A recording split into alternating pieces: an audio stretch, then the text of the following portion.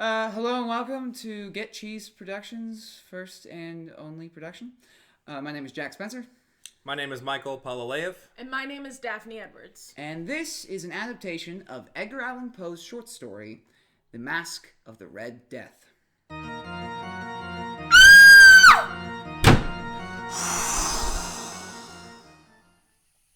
Hello? Hello? Approach, weary traveler.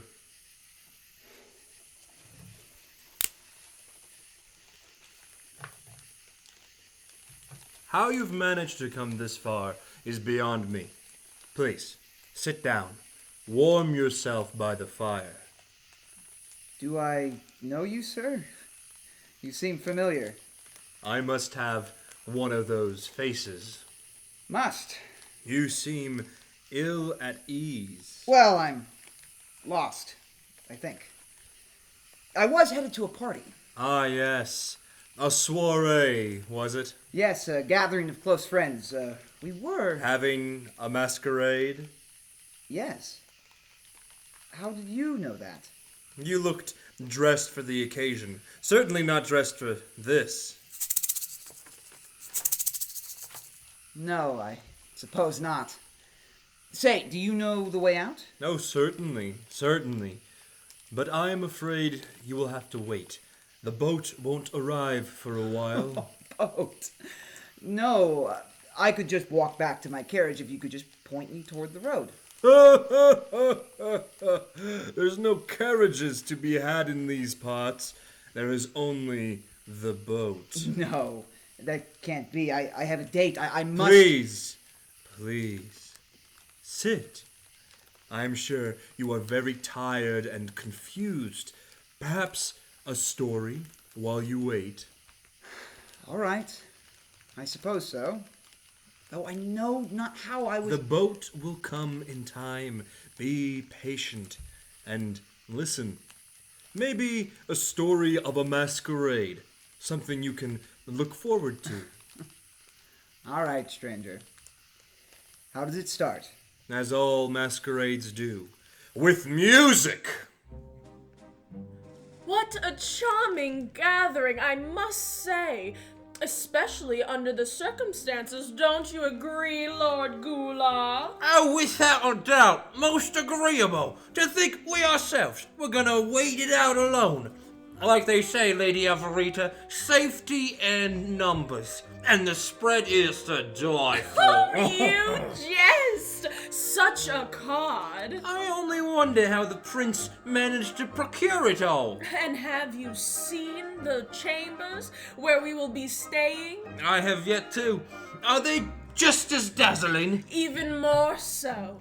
There are 7 altogether, each beautifully coated with their own color and drapery. And my dear Gula, the windows in each provide the most splendid light.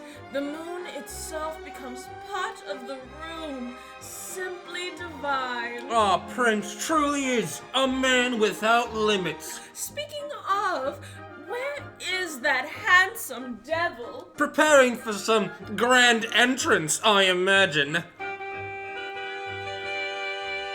Ladies and gentlemen. The orchestra halts. The chatter ceases. All eyes are on the prince. Welcome to my humble abbey. As I can see, you are all enjoying yourselves without discomfort or misfortune. Leave that sort of business to the urchins at the gate. As you might already be aware, tonight is a special occasion. Tonight, we hold a masquerade. A fitting adornment for our security, don't you think?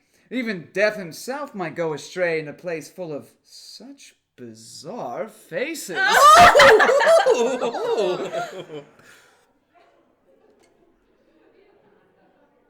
So please, drink, eat your fill, dance, but whatever you do, talk not once of such things involving the Red Death. Now,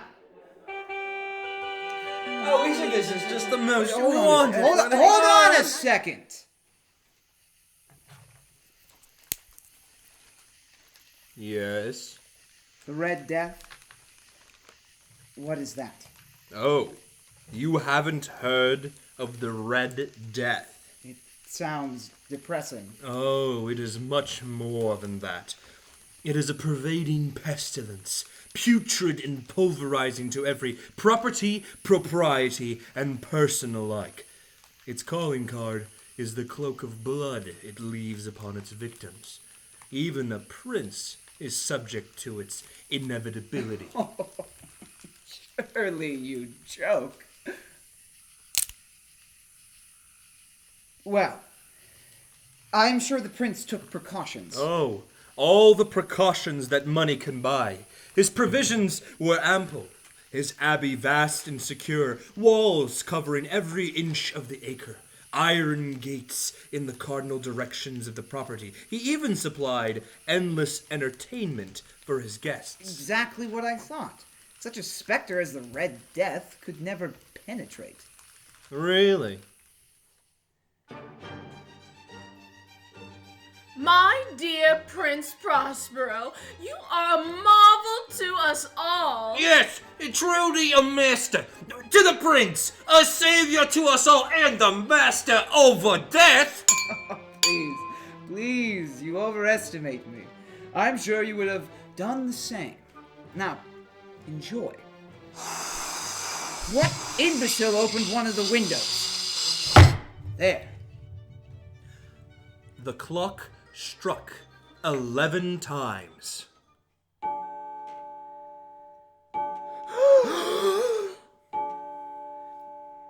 Everybody, please, it's only time.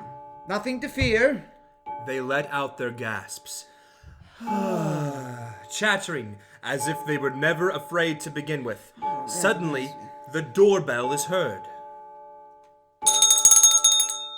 It rings 3 times. Silence falls. It's stale. What on earth? Nobody panic. I shall answer it.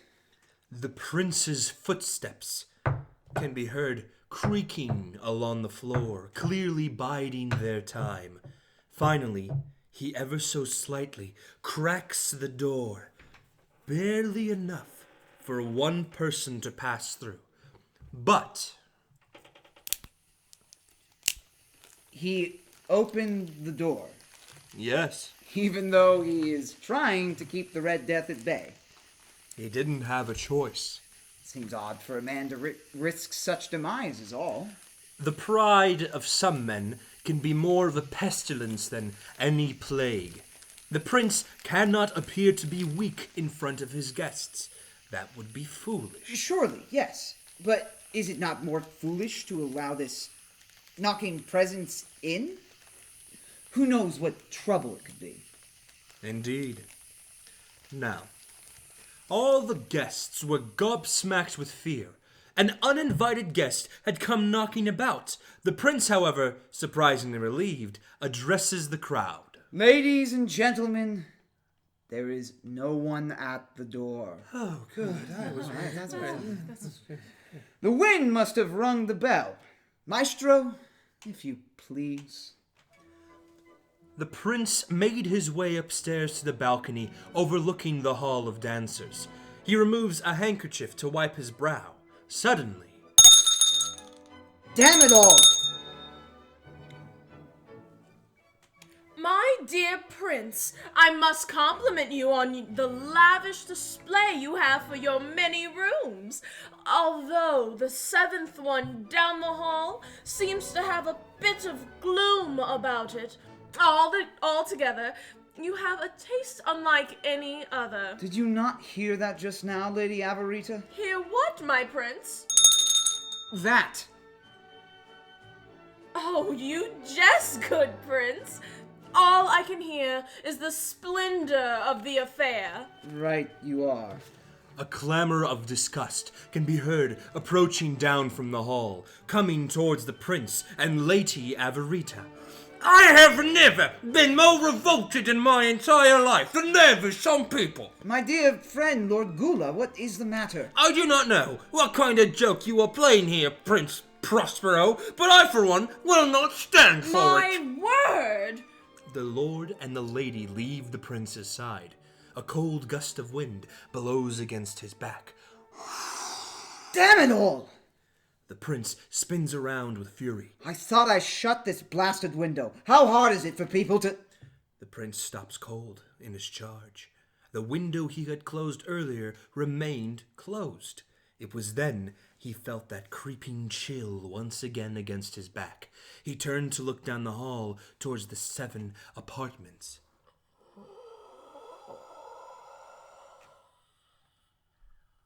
Lord Gula must have opened one of the windows in the apartment. The once fearless prince makes his way towards the end of the hall, trembling, passing each apartment, checking for where that unsettling air could have originated. Each apartment he passed was grander than the last. He passed the first apartment, observing the stained glass window where the moonlight pervaded through. The window was shut.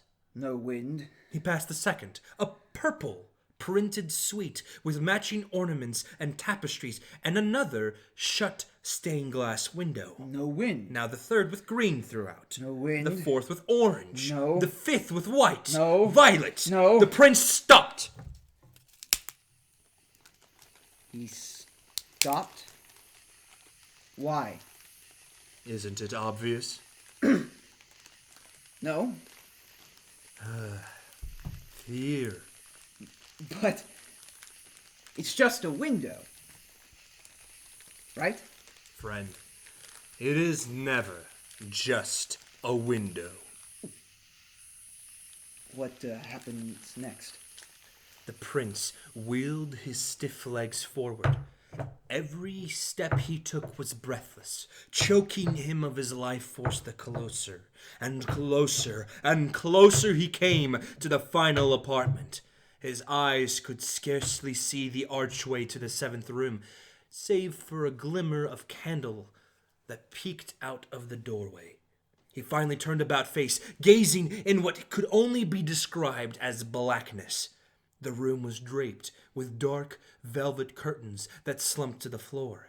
A single candle flickered against the back wall, but something was missing. No window.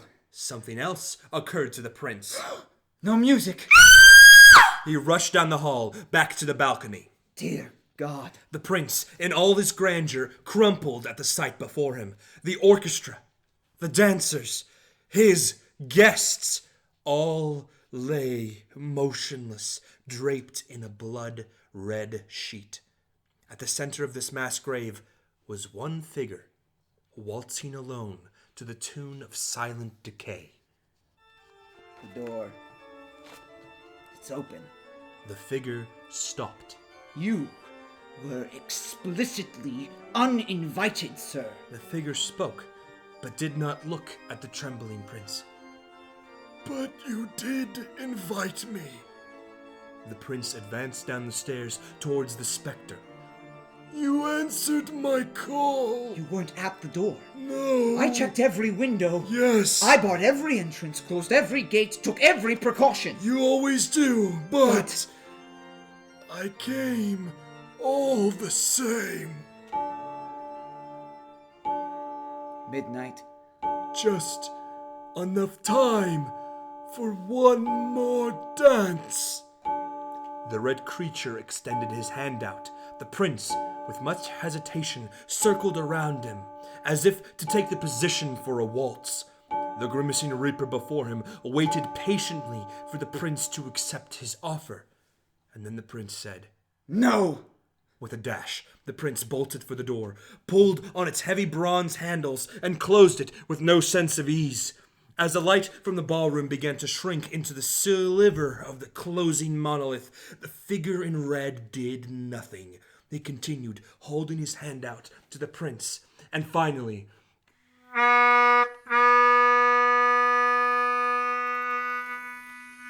Oh, is that the boat? Yes, it always arrives on time.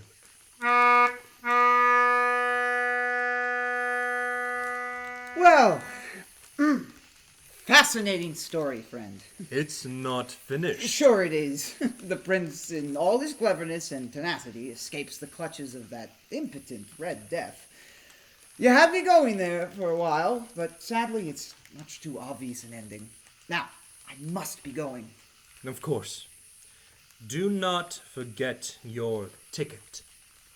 Oh. Yes, a ticket. I nearly forgot. Thank you again. Perhaps I will see you a second time. Perhaps. Cast off! Hurry, boatman. I'm late for an important affair. I would say you're right on time. It's you.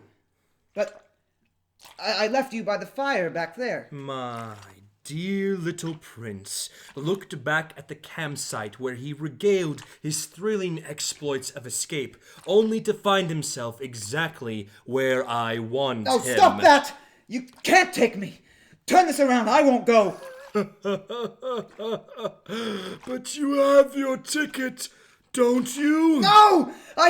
You gave it to me! That's cheating! No, that's life. Now, how about that dance?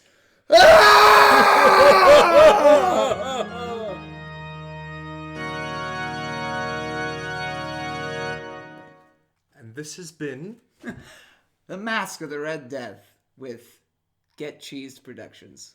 Thank you for tuning in yet again.